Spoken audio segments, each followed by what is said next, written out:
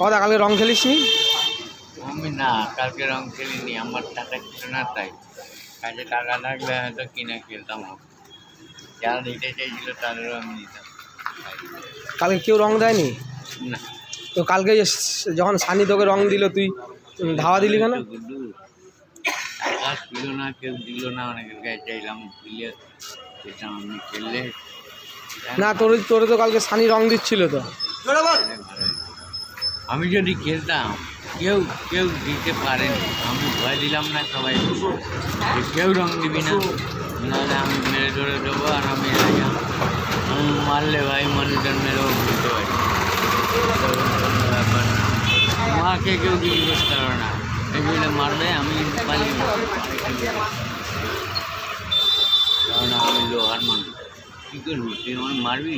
আনিতে বললাম না, মেরে